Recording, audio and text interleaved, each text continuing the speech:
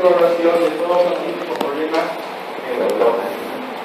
Ustedes saben, y han tenido experiencia, que en la evaluación de un paciente, ustedes tienen la herramienta principal de la historia clínica. La historia clínica tiene varias fases, o sea, varios componentes. Uno es la anamnesis, ¿no?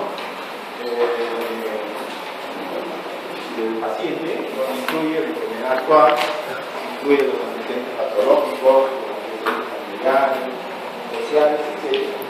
Y la otra parte es el examen clínico general, donde está y la evaluación por lesiones del sistema, y cada una de las áreas.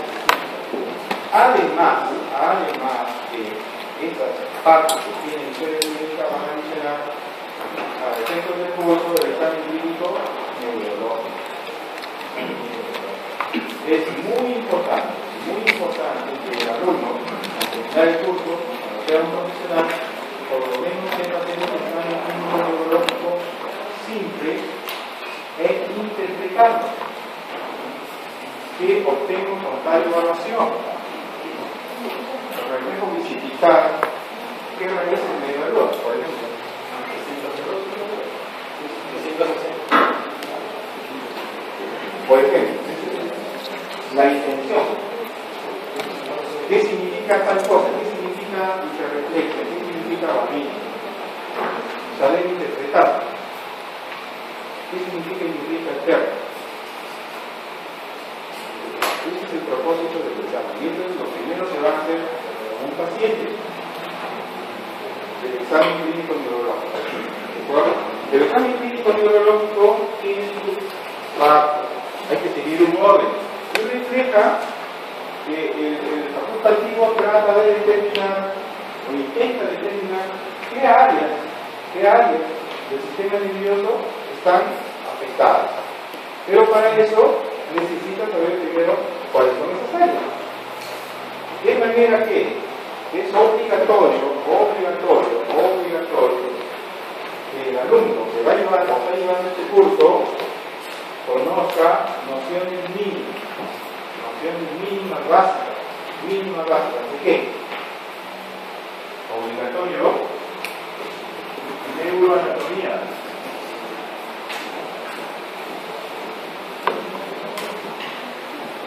Básica, no les pido cosas, no les exijo, las nociones básicas, generales, neuroanatomía básica. Segundo, neurofisiología.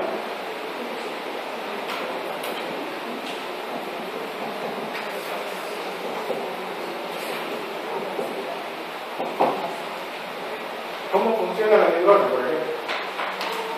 ¿Cómo funciona el impulso nervioso? ¿Qué debe saber no solamente de cuestiones de medicina, de todo médico que debe saber? Una cuestión mínima, ¿no? En una oportunidad se le preguntó a un alumno en dónde estaba alojada la médula espinal. El ciclo dice, y no sabía. Fue un día que no sabía. ¿En dónde está alojada la médula espinal? Y no lo respondió. No le di la respuesta, por supuesto. Le dije, pregúntale a otro compañero. Le preguntó a dos, tampoco sabía.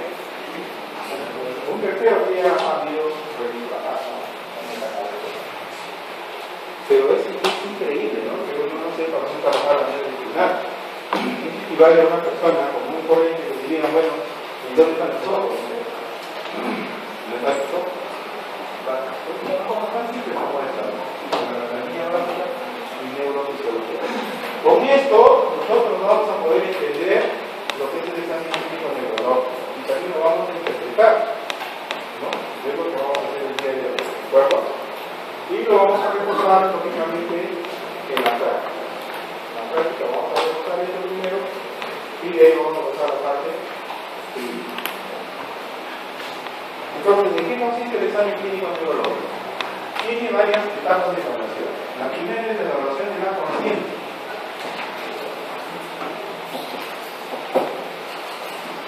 La evaluación de la conciencia. La conciencia tiene su estructura, tiene su anatomía, tiene sus funciones, tiene sus alteraciones. Entonces, este tema como es de vital importancia, debido a que en la práctica médica general ustedes se van a encontrar con pacientes que van a tener alteraciones de conciencia. Cuando ustedes estén haciendo un servicio regular, nos van a llamar con pacientes con alteraciones de conciencia. De manera que esa parte lo vamos a realizar en una clase diferente. No sé qué día de la próxima clase, pero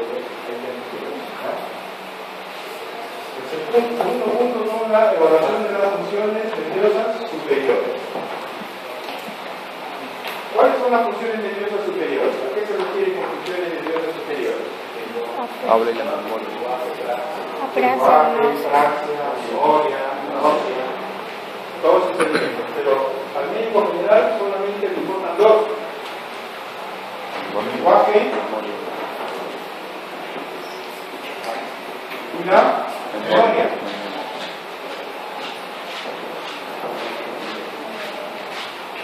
El lenguaje y la memoria. Tenemos que saber cuál es la base anatómica del lenguaje y cuáles son las alteraciones del lenguaje. ¿Cómo se evalúa? La base anatómica del lenguaje. ¿Cuál es la base anatómica del lenguaje? El lenguaje puede ser motivo de un curso. Puede ser motivo de un curso. Hay textos enormes sobre lo que es el lenguaje. Van a encontrar ustedes diferentes tipos de lenguaje. Pero en la práctica médica neurológica nosotros nos referimos solamente al aspecto de aprendizaje rápido, solamente a tres tipos. ¿Cuál es? El lenguaje de expresión, el lenguaje de comprensión, ¿ya? El lenguaje de expresión o hablado y el lenguaje de comprensión. ¿Dónde están ubicados? ¿Qué parte del cerebro está ubicado en el área del lenguaje? ¿Qué parte? Vamos a hacer un esquema del cerebro.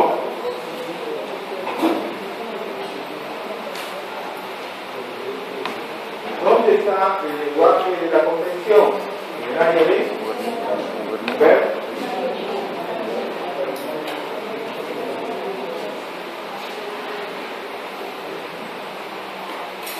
En esta área va a llegar toda la información auditiva en la que ustedes van a comprender de qué se trata, que van a entender.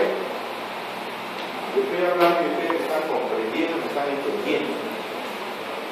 La otra área es el lenguaje de Broca, el área motora del lenguaje también le llaman, el área de Broca. Y la comunicación entre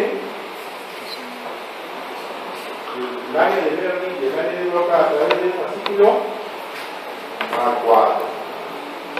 Entonces, esos son los tres elementos que tienen que ver básicamente con el lenguaje.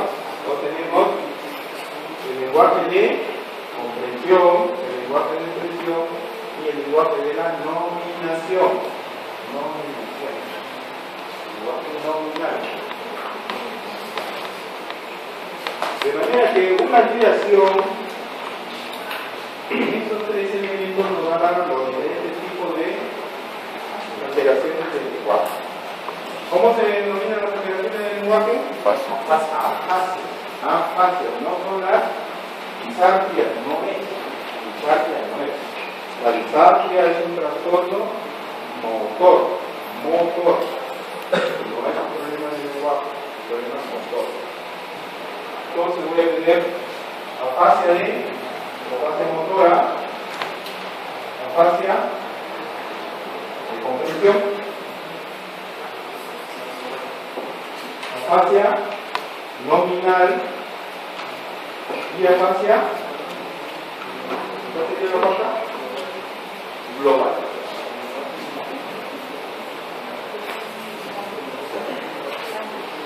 ¿Qué significa la afasia motora? Sí comprendo, pero no. El paciente puede entender todo perfectamente. No articula. ¿Entiende? Pero no puede hablar. ¿Ya? El paciente comprende todo,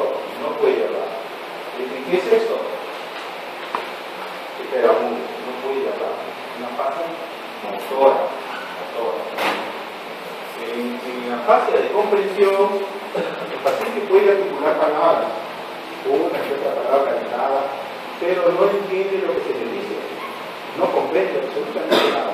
Eso se llama fase de comprensión. Y en la fase nominal, el paciente entiende, puede hablar, pero no puede trasladar la información de la comprensión y plasmarla mediante el habla, no lo puede hacer, porque existe un bloqueo en la comunicación. Acá. Por ejemplo, le dicen, ¿qué es eso? Esto es un pulmón, ¿no? ¿Qué es esto? Es un pulmón. Sí. Vamos a suponer que el paciente tiene fase nominal. Le preguntan, ¿qué es eso? El paciente quiere hablar, dice una cosa, dice otra cosa, dice verde, tapa. Puede hablar, entiende lo que le están preguntando, pero no logra identificarlo. No lo logra identificar. Pero si ustedes le preguntan y dicen, ¿es una llave? Le dicen, no. No es una llave. Dice, ¿es un lapicero? No, no es un lapicero. ¿Es un celular? No, no es un celular. ¿Para qué sirve? Para escribir. O sea, sí sabe de qué se trata, pero no lo puede identificar. No. ¿Me dejo entender? ¿Está claro este ejemplo? No. El paciente entiende, pero no puede reconocer el objeto. No lo puede reconocer. Si ustedes le dicen por parte y por descarte, ahí sí lo va a identificar. Si le enseñan una llave, le dicen qué es. Esto, da vueltas y vueltas. Le dicen, ¿para qué sirve? Para abrir una puerta. Ya. ¿No? El otro punto que tenemos que ver es la memoria. Esto de acá es muy importante porque nosotros vamos a encontrar diferentes tipos de memoria. Lo que nos interesa a nosotros es la memoria para hechos recientes, ¿no? Esto está relacionado con la enfermedad de Alzheimer. Hay varios niveles de memoria. Hay varios niveles de memoria primaria, memoria secundaria y memoria para hechos recientes. Por ejemplo, la memoria primaria, la más profunda, es aquella que se origina cuando nosotros nos vamos formando como personas y van reconociendo los objetos. Por ejemplo, uno sabe que esto es una mesa. Esto es una mesa. Correcto. Si ustedes cierran los ojos y si les pregunto qué es una mesa, inmediatamente viene a su cerebro la imagen de un objeto que tiene un tablero y tiene cuatro patas. Es una mesa, es una memoria primaria y exagera. De ahí viene la memoria secundaria, que tiene que ver con los pronombres, con los apellidos, con nuestros familiares. Y después ya viene la memoria para estos pacientes, que tiene que ver con el aprendizaje. Con el aprendizaje aprendemos lo que nos interesa. Lo que no nos interesa no lo aprendo. Hay veces que nosotros aprendemos de manera inmediata, como por ejemplo, a ver, le preguntamos a un joven, le pregunta a una señorita, le dice, ¿cuál es le interesa a la chica y le dice, dame tu número de teléfono. Le da su número de teléfono. Si el chico está interesado en ella, seguro que lo va a guardar. Lo va a guardar en su memoria, y después se lo va a aprender. Pero si no le interesa, lo pedirá por el momento, pero después hasta se olvida. Son cosas de hechos recientes. ¿O qué pasó en la mañana, por ejemplo? ¿Qué desayunaste hoy en la mañana? No tomabas ayer. Por ejemplo, ¿no? Son cosas que a veces van pasando. O cosas que uno ha aprendido recientemente. Y que esas aprendizajes recientes se van guardando de acuerdo a nuestra necesidad. Si no nos sentimos de la salida. En la enfermedad de Alzheimer, lo primero que se pierde son los hechos recientemente aprendidos. Y va desde arriba hacia abajo. Por eso lo último que se pierde es su nombre. Pero va perdiendo el nombre de sus familiares, el nombre de sus hijos, o el nombre de una persona famosa, el nombre de la fecha. Pero usted le pregunta por su nombre,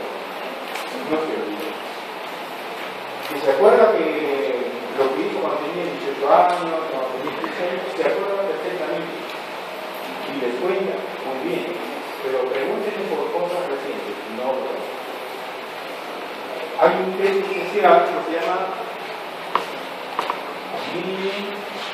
mental test. Este es un instrumento para una evaluación rápida de la Yo le recomiendo que lo bajen en internet, se lo recomiendo al grupo que va a estar conmigo de repente, puede tener a la mano y se le pedimos que haga un mini test ¿ya? El tercer punto son una evaluación de los pares intermedios. Cuarto punto, evaluación de la función motora. Quinto, evaluación de la sensibilidad.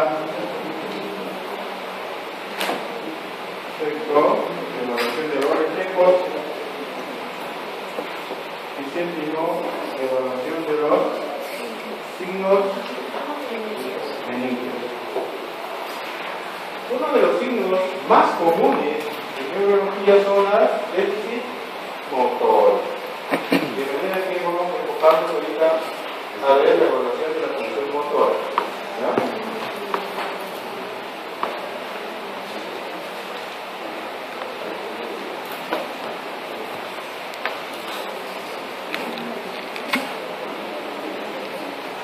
La función motora es la que nos permite desplazarnos y realizar nuestras actividades físicas. Tiene sus genes. ¿Cuál es la base de la función motora? Se basa anatómicamente en la función motora. ¿Quién quiere comentar? ¿Algún comentario?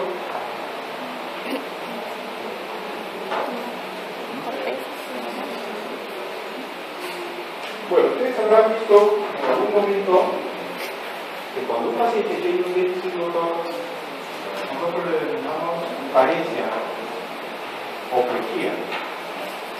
¿Qué significa? Parálisis. Básicamente, la función motora se evalúa con 1. La estación de pie, 2. La marcha, 3. La fuerza muscular, 4. La coordinación, 5. El tropismo, y 6. Los movimientos involuntarios. La disfunción motora, que puede ser paresia, que también puede ver como debilidad. Entonces, ¿por qué tiene que presentarse este déficit motor? Primero tenemos que recordar la bilateralidad.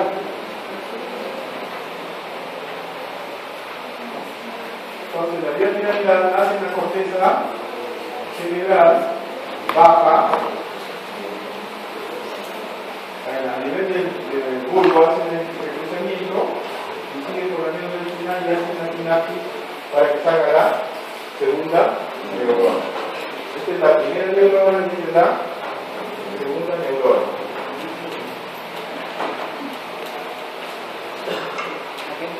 Acá en la segunda neurona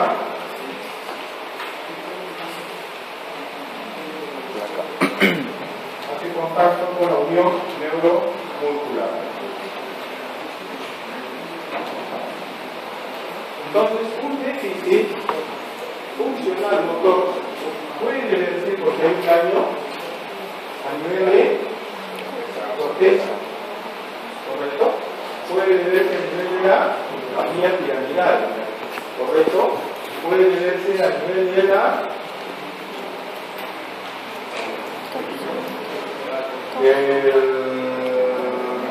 rodilla, puede verse a nivel del bulbo, a nivel medular, a nivel del asa anterior, a nivel de la segunda neurona, ¿correcto? Hasta ahí se llama tréquea.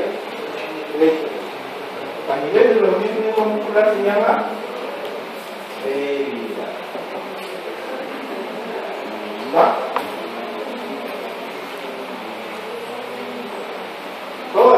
lesiones del asa anterior hacia arriba son lesiones del sistema nervioso central. Y todas las lesiones después de la salida de la neuronema, el sistema nervioso periférico. La unión en el asa anterior de la sinapsis entre la primera neurona y la segunda neurona se llaman lesiones de asta anterior o déficit motor de asta anterior, que son mixtos prácticamente, igual en el redactor de primera neurona y de segunda neurona. El ejemplo clásico es la esclerosis lateral amiotrófica. Esto lo vamos a llevar a una cuestión macro.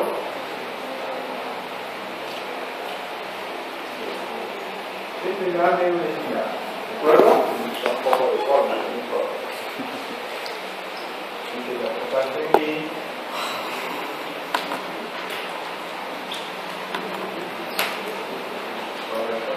Esta es la parte posterior y esta es la parte anterior. Entonces, habíamos dicho que la primera neurona, por vía piramidal, baja y hace sinapsis en el asa anterior. Baja por la vía piramidal y da ramas terminales al asa anterior. El asa anterior hace sinapsis con la segunda neurona.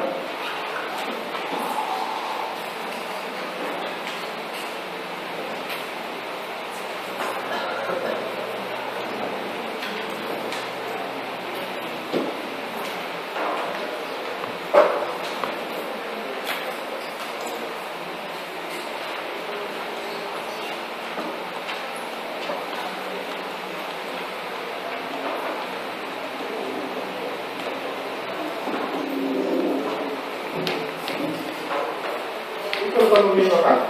Ya, ¿correcto? Entonces, esta es la vía piramidal. Hace sinapsis acá con la segunda neurona. Y la segunda neurona transmite el impulso nervioso a través de la mielina, ¿no? Y termina acá que están los neurotransmisores que estimulen a la fibra muscular para que se contraiga. Esa es la parte de la neurofisiología y esta es la parte de la neuroanatomía, que es lo que tienen que conocer ustedes. ¿Qué pasa acá? ¿Por qué hay lesiones de segunda neurona? La segunda neurona puede tener varios tipos de lesiones. Puede ser a nivel de la mielina, ¿correcto? Si se interrumpe el impulso nervioso, habrá una parálisis, ¿correcto? ¿No? Puede ser a nivel del axón. Se corta el axón y no habrá transmisión, ¿correcto? Entonces también habrá una parálisis. La importancia de reconocer el organismo es que este cuerpo neuronal lleva sustancias tróficas a través del axón.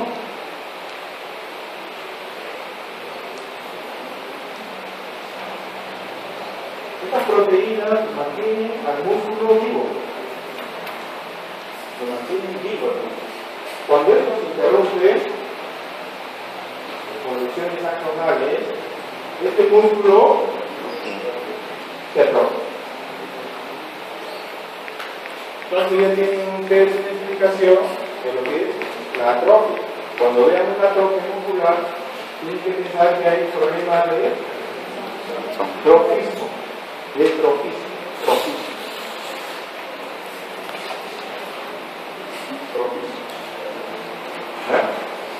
Pero no solamente con introducción acá. ¿Qué pasa si muere la neurona acá?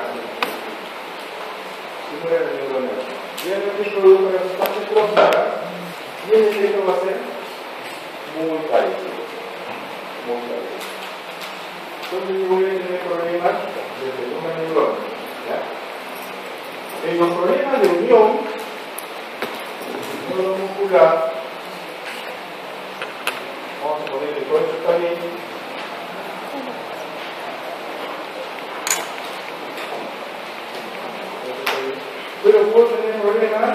en los receptores del músculo postsináptico. Puede haber problemas perisinápticos. Hay problemas inmunológicos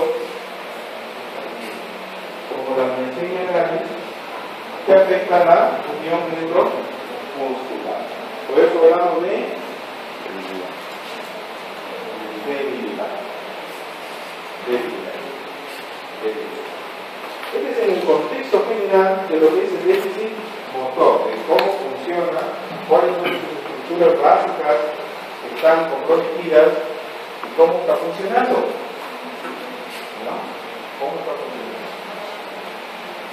¿Cómo lo vamos a catalogar esto?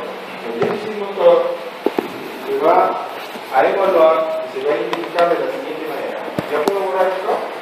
¿Sí?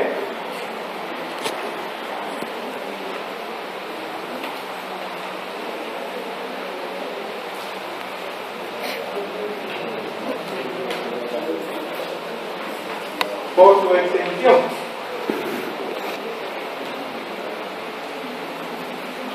Por su extensión. ¿Cómo puede ser el déficit motor por su extensión?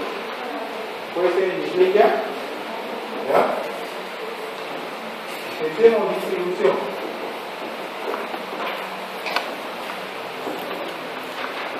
Hemiplegia. Puede ser paraplegia. Puede ser cuadriplegia, puede ser cuadriplegia. La definición de uno de ellos ya es obvia, ¿no? O necesitan más información. ¿Qué es una hemiplegia? De mi cuerpo, correcto. Una paraplegia. Una triplegia. Dos extremidades de un sitio y una extremidad de otro. Los dos superiores y un inferior, los dos inferiores y una cuadriplegia, las cuatro extremidades. Lo repito con una ilusión. Sin dejar de mencionar que cualquiera de ellas puede ser de primera neurona o de segunda neurona.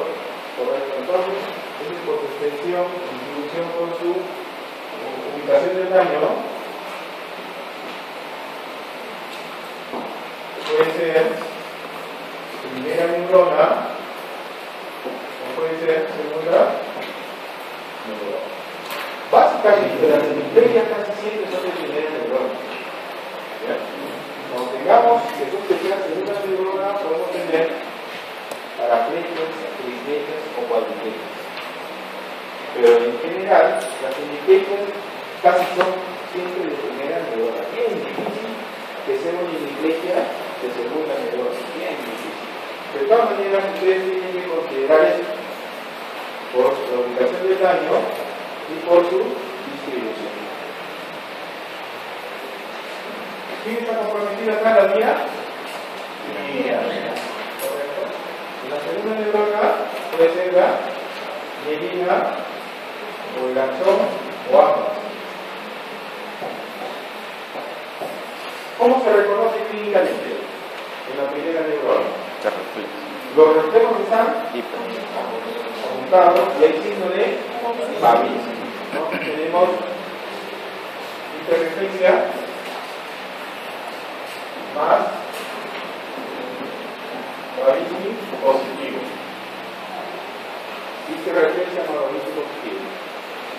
Y en la segunda neurona va a haber hiporeflexia y Babis. Entonces es fácil, yo con mi martillo reflejo le puedo preguntar al paciente desde cuándo tiene tal patología o tal déficit motor o desde cuándo tiene la paraplegia y le busco a dónde corresponde, si es primera neurona o la segunda neurona. Con los reflejos nada más y el signo de Babis. Entonces yo voy a encontrar lo siguiente: en este paciente de 45 años que tiene una paraplegia con Babinski positivo e hiperreflexia. Babinski positivo e hiperreflexia. ¿En dónde estaría el daño de este paciente? ¿En qué parte de la necesidad? ¿Se recuerdan de la verga? Más o menos ¿dónde estaría? Medio. Es más probable.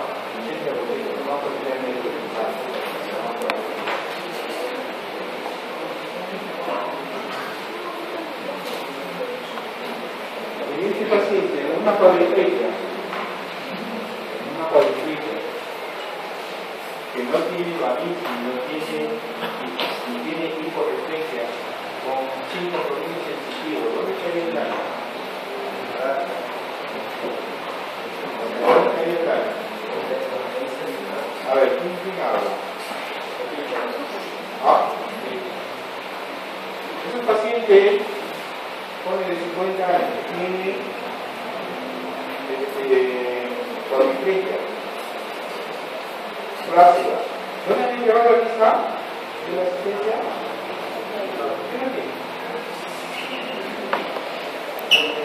Ya te mando. A ver.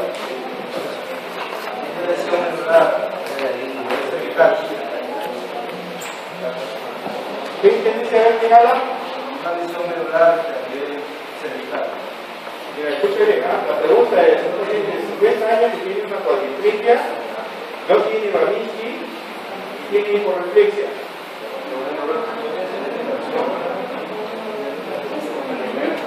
¿Qué dice?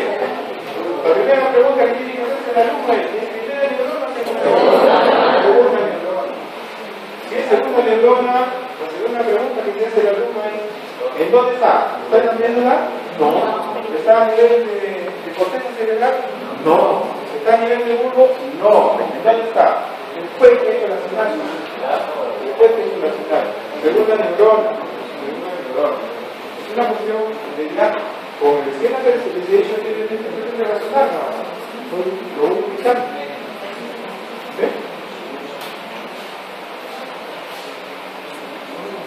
¿Están claros los ejemplos? ¿Los dos? Y dejamos para final esta parte de las hemiplegias que pueden ser directas y alternas. Estas sí se refieren, como les dije, mayormente a lesiones del sistema nervioso central. Se refieren más a lesiones del sistema nervioso. Les vuelvo a repetir, es bien difícil, casi imposible, que haya una hemiplegia por daño de segunda neurona. De eso no vamos a ver, casi no hay, pero sí cuando tengo una hemiplegia, pienso que se trata de un daño a nivel sistema nervioso central. Por lo tanto, voy a encontrar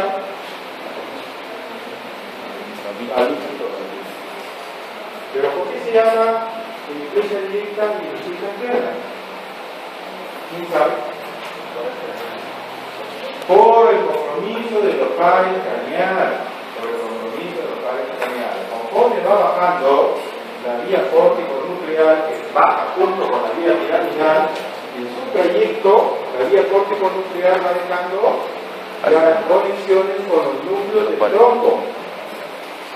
tronco del encéfalo, o sea, el encéfalo, protuberancia y bulbo. Conforme va bajando y va dejando sus conexiones. De manera que cuando yo tengo una hemiplegia alterna, es porque tengo déficit motor de un lado y par craneal del otro lado. Por eso se llama alterna o indirecta, también la van a encontrar en hemiplegia indirecta o alterna. Quien describe bien esto es en el libro de Fuscinoni, Semiología de Fuscinoni, de las hemiplegias. Ahí lo van a encontrar. Quien describe bien detallado.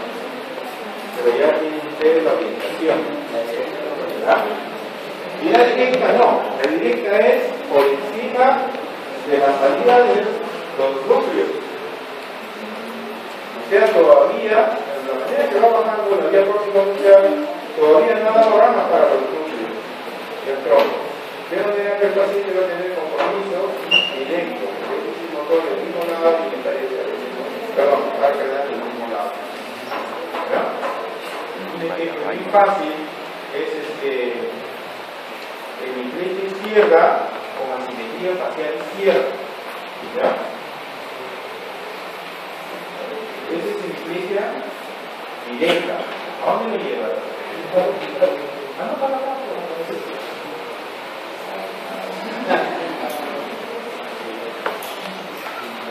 Sobre el mismo caso, hemiplegia izquierda o parálisis facial derecha, periférica. ¿Es una hemiplegia?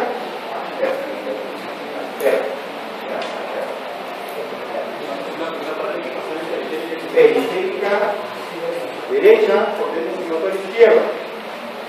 Es una hemiplegia alterna. ¿Alguna pregunta sobre esto? ¿Alguna pregunta?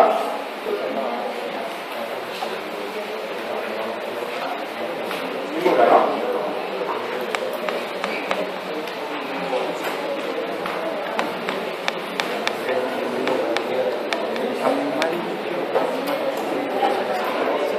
Yo voy a encontrar entonces, evaluación clínica, el tercer punto, donde voy a encontrar una severa atrofia, ¿no? Con hiperreflexia. Atrofia con hiperreflexia. Lesión del asa anterior, de la unión entre la primera y la segunda neurona. Lesiones del asa anterior, del cuerpo de la neurona. Eso equivale a esclerosis lateral amiotrófica. Doctor, ¿puede repetir? ¿Qué cosa? Hiperreflexia por severa atrofia. Eso es bien fácil de ubicar. Dentro de la evaluación de la función motora está la estación de pie, tiene que ver más con la coordinación y las marchas. Ustedes van a encontrar diferentes tipos de marchas. Una marcha arética donde el paciente primero pone la punta de los pies y después baja el talón. Eso indica la de la segunda neurona. Y la otra que es con sesgo, el paciente cuando camina hace un sesgo, eso indica la de primera neurona. Y el daño a nivel de la unión neuromuscular que tiene que ver con las lesiones musculares se denomina, cuando camina el paciente, la marcha del pato, ¿no? Camina moviendo las caderas por la parte de contracción muscular en los glúteos, por eso camina así, ¿no? Está relacionado con las miopatías. O sea, ustedes viendo al paciente cómo camina, ya tienen el diagnóstico. Viéndolo nada más, ya tienen el diagnóstico. ¿Cómo camina? Camina, ya saben. El Parkinson camina de otra manera, ¿no? Uno camina más rígido y con el cuerpo hacia adelante, con una propulsión hacia adelante. Es otra cosa. Entonces, los trastornos de la marcha de esa manera nos orientan a una inicial diagnóstico. Nosotros musculares lo hemos visto. Y la coordinación. ¿Cuál es el órgano que se encarga de la coordinación? El cerebelo. El cerebelo también tiene dos hemisferios y un vértice central.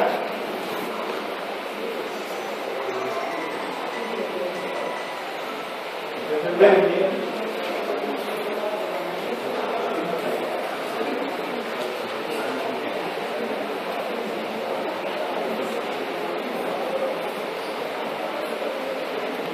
Coordina los movimientos.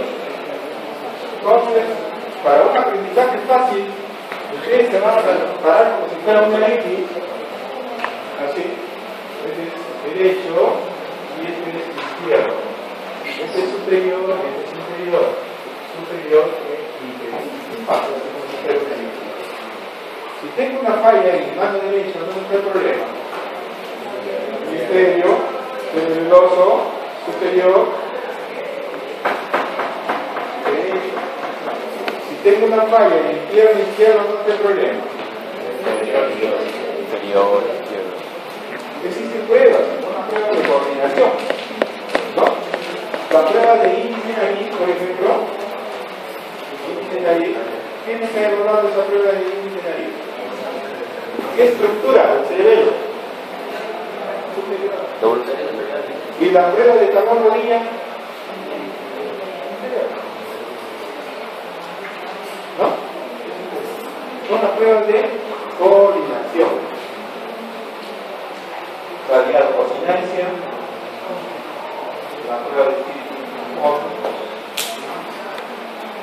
la prueba de vaso de agua, la prueba de raya de Babinski, etc. Ustedes van a encontrar igualmente en Fusionami la semiología de cerebro. Vean, por favor. Y por último, en lo que corresponde a la función motora, tenemos dos movimientos involuntarios. ¿Qué estructuras se encargan de los movimientos involuntarios anatómicamente? ¿Quiénes son? ¿Qué sistema es? Los movimientos voluntarios se basan en la vía piramidal. Y los movimientos involuntarios se basan en la vía piramidal. ¿Qué significa un movimiento involuntario? Significa que cuando yo estoy hablando con ustedes y estoy caminando, yo no estoy pensando cómo voy a dar mi paso, ni cómo voy a contraer mi músculo para dar el primer paso, ni cómo tengo que parar. No puedo pensar porque gastaría mucha energía y me pasaría todo el tiempo pensando cómo caminar, ya no podría hablar. ¿No? De manera que eso de manera automática se coordina en mi cerebro a través de los ganglios basales. El ganglio basal, el núcleo rojo, el núcleo subtalámico de Luis, los cuerpos de Luis, los ganglios basales, el núcleo rojo, la sustancia negra. Todas ellas son estructuras que están relacionadas con los movimientos involuntarios. Y ahí vamos a tener diferentes patologías. La más común, ¿cuál es? La más común, la enfermedad más común, más representativa de alteraciones a nivel del sistema intrapiramidal es la enfermedad de Parkinson. Y voy a tener otras, como las coreas, por ejemplo, el Parkinson, los vanismos, el individualismo, etcétera, etcétera, y algunas distonías. Bueno, veo al alumno, el alumno ve a su paciente y desde el momento que camina ya tiene una idea de qué se trata. Y si lo primero que prevalece en este paciente son movimientos involuntarios, estoy seguro que ya tiene una idea de qué se trata. No va a pensar que se trata de la vía piramidal, ¿no? Lo primero que va a pensar y va a venir a su cerebro es que este señor tiene un problema en el sistema extrapiramidal. Que puede estar con el núcleo rojo, con la sustancia negra, núcleo caudal, etc. ¿Estamos claros? ¿Alguna pregunta hasta ahí? Y del tropismo, el principal problema del tropismo es porque se pierde la estimulación del músculo a través de las sustancias tóxicas producidas por el cuerpo de la neurona. Sin embargo, hay otros tropismos por desuso. Los pacientes que no tienen ningún otro tipo de patología, pero que están postrados de forma crónica, ¿no? Pueden llegar a tener atrofia muscular por desuso. No porque tengan daño a nivel del cuerpo de la neurona, no porque tengan un daño axonal, tampoco, sino por desuso. Y acá me falta agregar el tono muscular.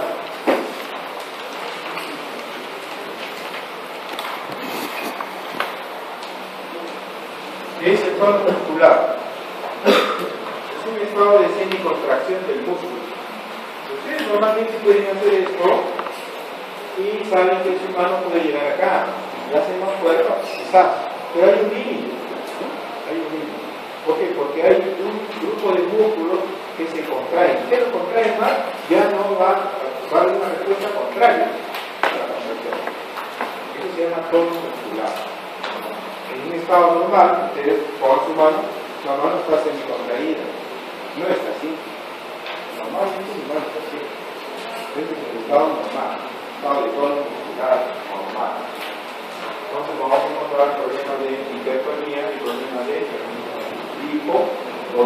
problema de distonía.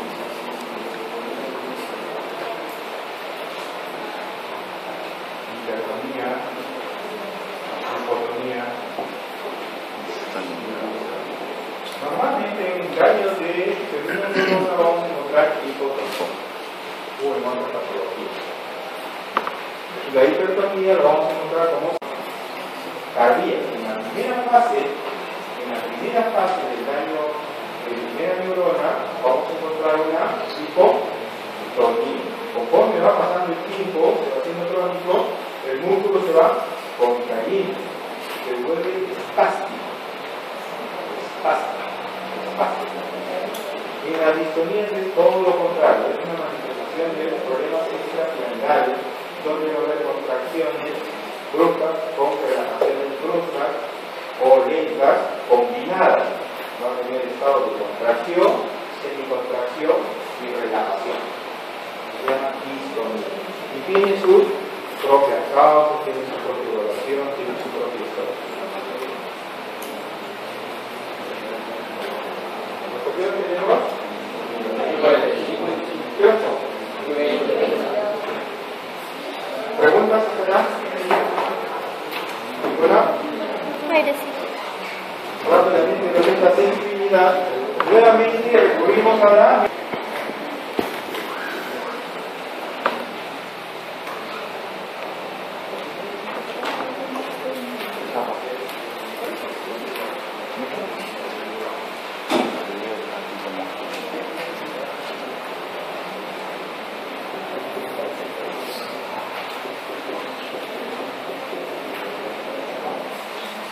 este es un corte de la médula espinal. Nosotros vamos a tener áreas que tienen que ver con la sensibilidad posterior y la sensibilidad anterior, ¿correcto? Estos dos tipos de distribución anatómica nos llevan a la distribución o la clasificación de la sensibilidad. ¿Cuántos tipos de sensibilidad tenemos? Dos. La sensibilidad superficial y la sensibilidad profunda, ¿no? La sensibilidad superficial y la sensibilidad profunda. Y el diapasón se utiliza para la evaluación de sensibilidad profunda. Entonces, en la sensibilidad superficial tenemos las vías espino-talámicas. ¿Por qué se llama espino-talámica? Porque va de la médula espinal hacia el tálamo, se llama espino-talámica. Estas vías espino-talámicas nos llevan la sensibilidad superficial. ¿Cuáles son? Tacto, dolor,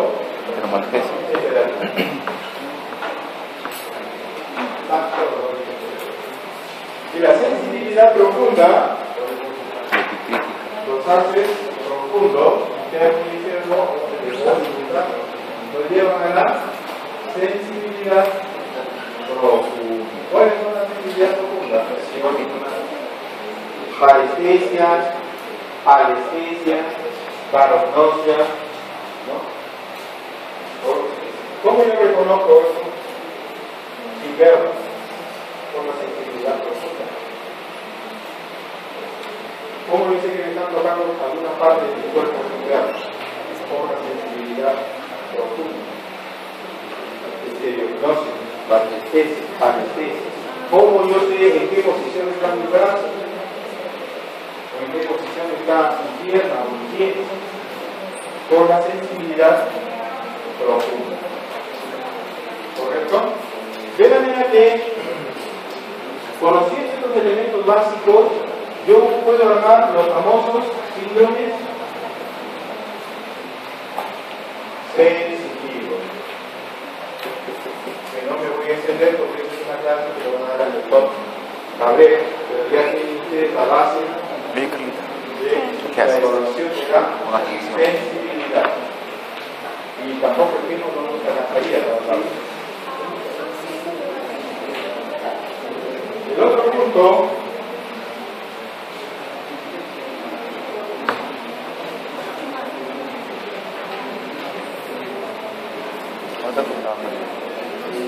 Rápidamente, los reflejos.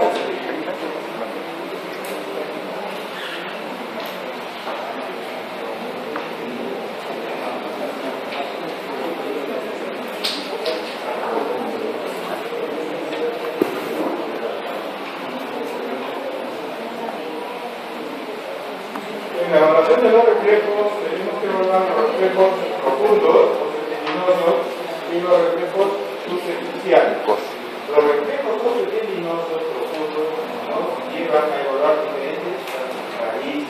Por ejemplo, la pregunta era identificar la raíz 26, identificar el catelar, el arteriano. Eso lo vamos a estudiar ¿no? Cada evaluación de los reflejos significa que yo estoy evaluando una determinada raíz. ¿Correcto? Y puede encontrar hiperreflexia o hiporeflexia según sea el daño a nivel de primera neurona o de segunda neurona. ¿Correcto? Estamos nuevamente. Los reflejos superficiales, ¿cuáles son? El cutáneo abdominal, hematoidal. El cutáneo abdominal solamente lo hablamos, lo otro es muy incómodo para la persona. Y los reflejos patológicos, ¿cuáles son? ¿Cuál? Reflejo de Babin. ¿Qué significa reflejo de Babin? Lesión de primera. ¿Ah? ¿Qué significa? Lesión de primera. ¿Ah? ¿Qué significa el reflejo de Babin? Lesión de primera. Lesión de la vía terminal, correcto. O primera neurona. Pero, ¿cómo es posible que un niño de 8 meses, sano, un niño de 8 meses sano, tenga reflejo de Babin positivo? ¿Por qué? ¿Por qué un niño de 8 meses sano Que no madura todavía en el día. tiene reflejo de Babin positivo? Porque la vía piramidal todavía no ha llegado. Por eso me toca a mí. Tienes que hablar más fuerte, Carlita, segura. Pero No me gusta.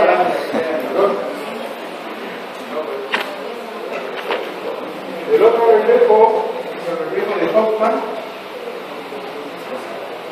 impacto newtoniano. Eran como 5. El reflejo de Hoffman y el reflejo impacto newtoniano. Para que el alumno amplíe más.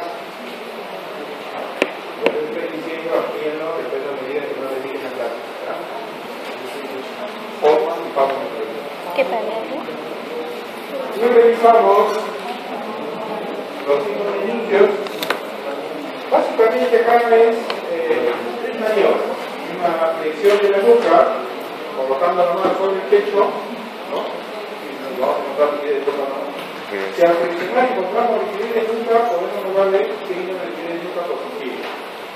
Si al flexionar, además de encontrar la rigidez de nuca, vemos que el paciente flexiona todo el día, encontramos un signo de Herring, Kruszyński positivo. Y si al pedirle al paciente que tenga posición de decúbito levantando las piernas y doble la rodilla, tenemos Herring positivo.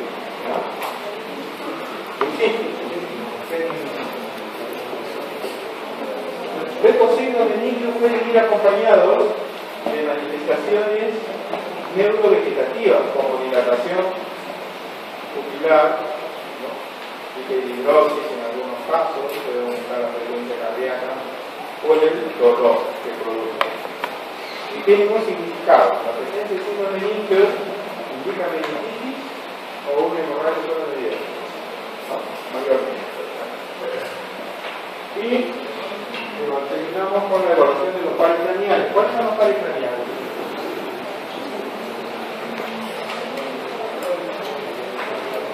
El primer par craneal es el olfatorio.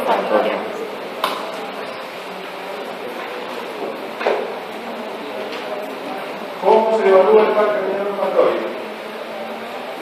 ¿Cómo se evalúa?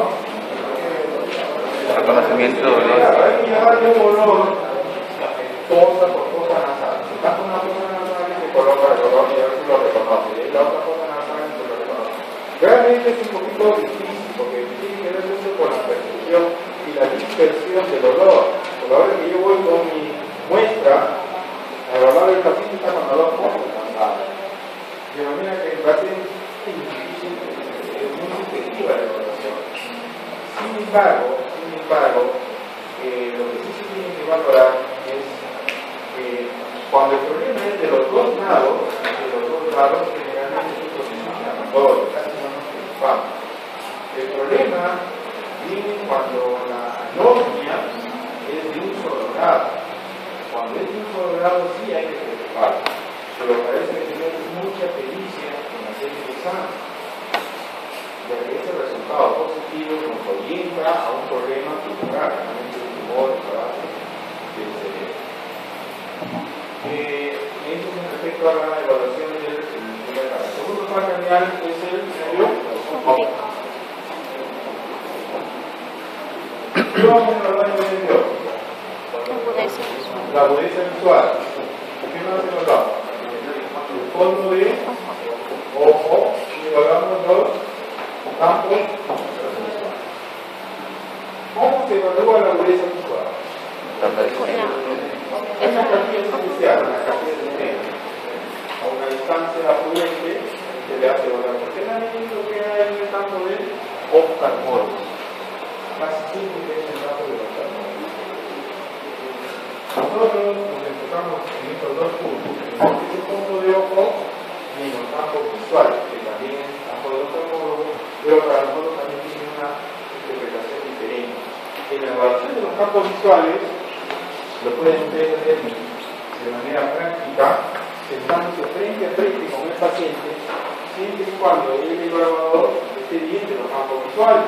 No, eso sería absurdo. Entonces, al sentarse frente a frente, el evaluador coloca sus dos manos, como lo veo, acostados, en la mitad de separación entre el paciente y el evaluador, y los va a separar.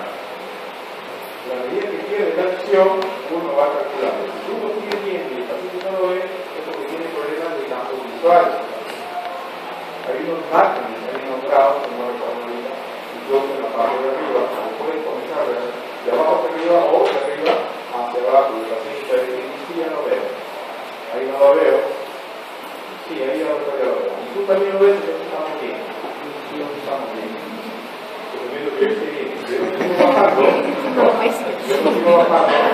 Yo ya lo veo, el paciente no lo ve, entonces tiene problemas de gangliosidad y cuadrado superior. ¿No? Esa es una evaluación práctica. Yo detecto eso inmediatamente en el video por modo para que haya una gangliosidad compensada. Y en el fondo de ojo, ¿qué voy a observar? Voy a observar arterias, ¿qué más? La retina, ¿qué más? La mácula, ¿qué más? La papila.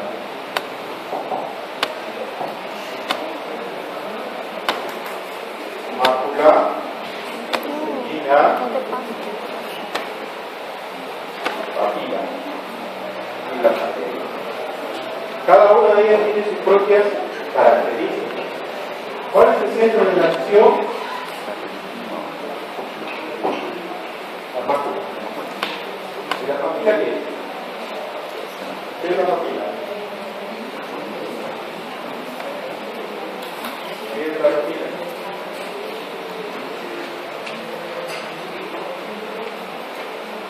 Es muy importante determinar eso. No importa que uno determine bien las arterias, no importa que uno determine bien la retina, pero sí la papila.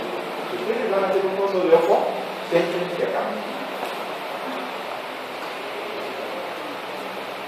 Fíjense, van a diferentes patologías, desde lo que es hipertensión intracraniana, ¿no? Y de la de papila, la papilitis, la neuritis óptica. Nos da una cantidad de patologías centrándonos solamente en la Usted va a encontrar alteraciones de las arterias, alteraciones de la retina, más, pero de papilla. Más, si no puede, pues no importa. ¿Qué es la papilla? Es la papilla del medio óptico, a globo ocular. Cuando vayan, el grupo que va a estar conmigo, yo les voy a dar una diapositiva de lo que estamos hablando. Estos son diapositivas, es bastante, para que se lo repartan de todo. Así, ¿aquí me está por conmigo? ¿Todavía no han tomado la lista? Sí, lo que está la frase.